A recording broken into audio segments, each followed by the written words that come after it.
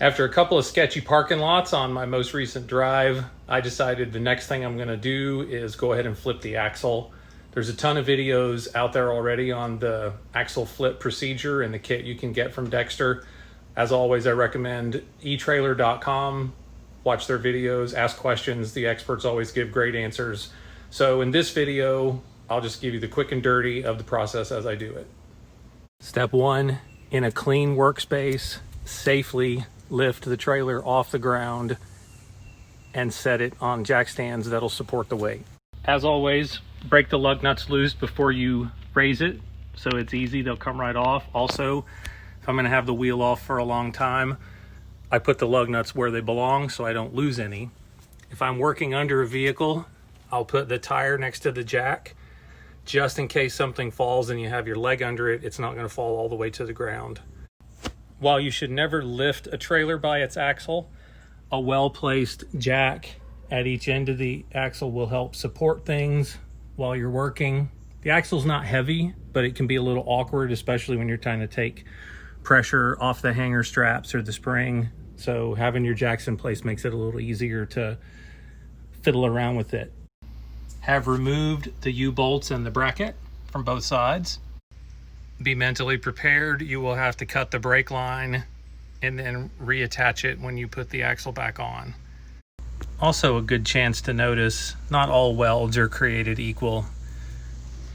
Maybe I'll have somebody take a look at this just to be sure I'm comfortable with it.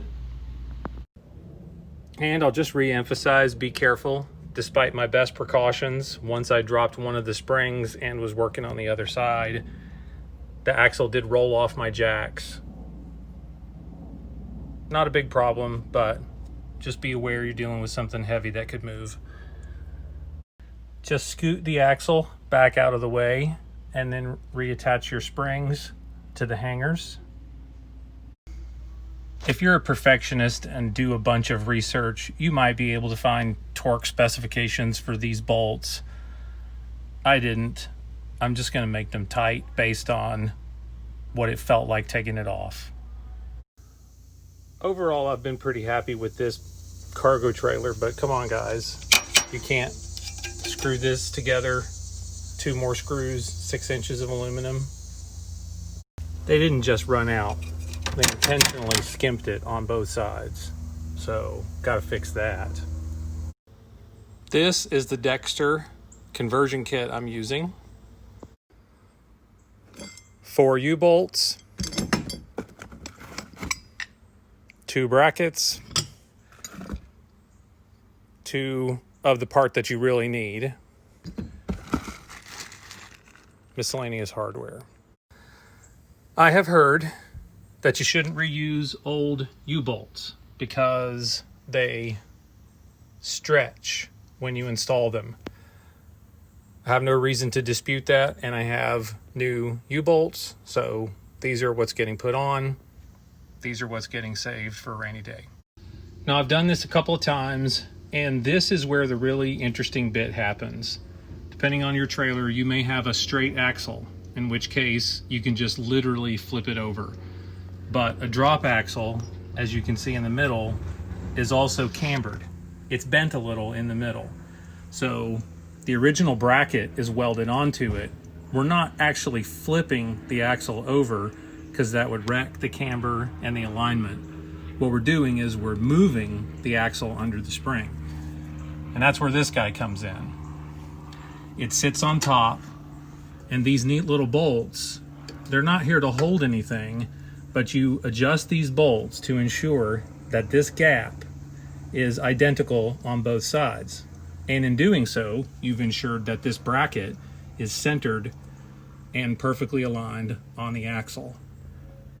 There's 2 ways to approach this. If you want to pull the axle out, put it on a bench, and you have a welder, then you can do the precision work on the bench, put a spot of weld on it to keep it from moving, and then reassemble it.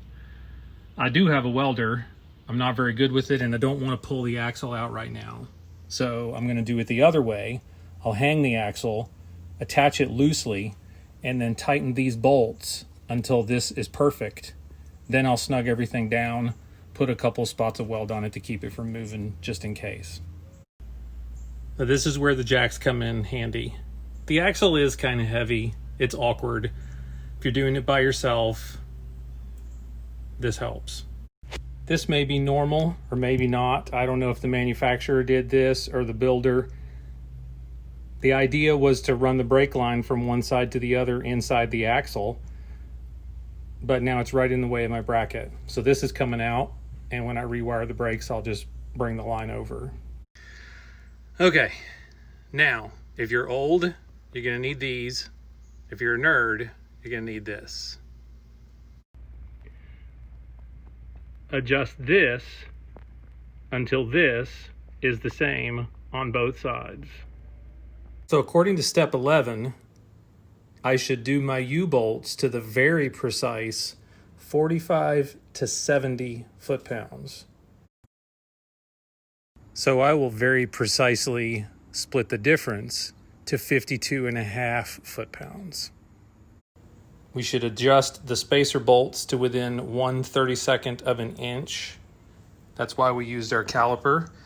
And I got all 4 of my gaps reading 13/16.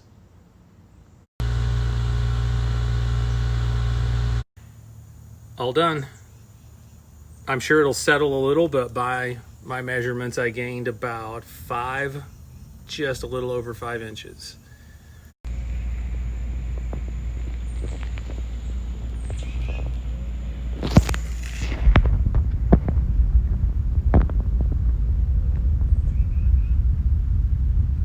Right, we'll take it for a test drive in a second.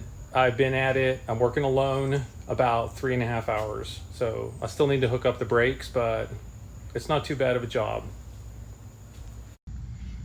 Got my brake line reconnected and tied up out of the way. Left plenty of wiggle room in the lines so they'll move with the spring. Choose to tell the truth from one